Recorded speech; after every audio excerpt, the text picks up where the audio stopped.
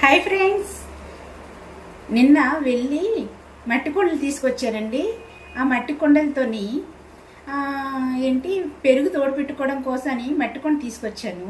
దాంతోపాటు అక్కడికి మరి కొంచెం పెద్ద కుండలు కూడా ఉన్నాయి అనేసి ఇప్పుడు ట్రెండీగా చాలామంది మట్టి కుండల కర్రీలు ప్రిపేర్ చేస్తున్నారు కదా, నాన్ వెజ్ కర్రీస్. నేను కూడా ట్రై చేద్దాం అనేసి ట్రై చేస్తున్నాను. తెచ్చుకున్నానండి. ఏంటి అంటే ఒకటి చిన్నది తెచ్చుకున్నాను, చూపిస్తాను కూడా మీకు. ఆ తర్వాత ఇంకోటి చికెన్ కర్రీకి కానీ, ఫిష్ పులుసుకి కానీ, ఫిష్ కర్రీకి కానీ తెచ్చుకున్నాను. చాలా చాలా బాగున్నాయి మట్టి కుండలు అయితే మాత్రం. ఇందులోని నార్మల్గా వండిన దానికన్నా మట్టి కుండలో వండితే చాలా టేస్టీగా వస్తుంది కదండి. అందుకోసమని కొత్త కొత్త రెసిపీస్తో నేను మట్టి కుండలో రెసిపీస్ చేద్దామని వచ్చేసానండి. మరి ఈరోజు మట్టి కుండలో ఏం రెసిపీ చేశాను అనేది చూపిస్తాను. ఇది చిన్న తీసుకున్నానండి, చాలా బాగుంది. పెద్ద ప్రమిది మూత పెట్టేసుకున్నాం, అది కూడా తీసుకున్నామండి. ఇది మట్టి కొండతోని పెరుగు పెట్టుకోవడం కోసం అనేసి తీసుకున్నాను. చాలా బుజ్జిగా ఉంది, బాగుంది అనిపించింది. ఇది చూసారా ఎంత పెద్ద మట్టి కొండో. దీనికి పైన ఇలాగా మూత కూడా ఉందండి, దాంతోపాటు తీసుకున్నాను. ఇందులో ఏం ప్రిపేర్ చేశాను అంటే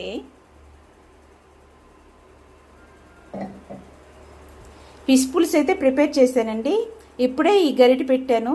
అంతవరకు వుడెన్ స్టిక్స్ ఉంటాయి కదా, వాటితో అయితే మాత్రం కర్రీ పెట్టాను. ఫిష్ పులుసు ప్రిపేర్ చేశానండి. ఇది ఇందులో ప్రిపేర్ చేస్తే చాలా టేస్టీగా వస్తాయి కదా, అందుకు ఇందులో ప్రిపేర్ చేశాను. ఏ ఫిష్తో పులుసు ప్రిపేర్ చేశాను అనేది చెప్పలేదు కదండి. ఇంతవరకు ఎప్పుడు ట్రై చేయని ఫిష్తో ఫిష్ పులుసు ట్రై చేశానండి. అది కూడా మట్టి కొండలోన. ఏం ఫిష్ అంటే బంగడా ఫిష్ అంట. ఇదే ఫస్ట్ టైం వినడం, నేను ప్రిపేర్ చేయడం కూడాను. మీరు ఎప్పుడైనా ట్రై చేశారా లేదా అనేది కూడా కామెంట్లో చెప్పండి. ఫిష్ పులుసు అయితే మాత్రం చాలా టేస్టీగా వచ్చింది, చాలా చాలా బాగుందండి. అది కూడా మట్టి కుండలో ప్రిపేర్ చేయడం చాలా బాగుంది. మరి మీకు ఈ బంగడా ఫిష్ అంటే ఇష్టమా లేదా అనేది కూడా కామెంట్లో చెప్పండి ఫ్రెండ్స్.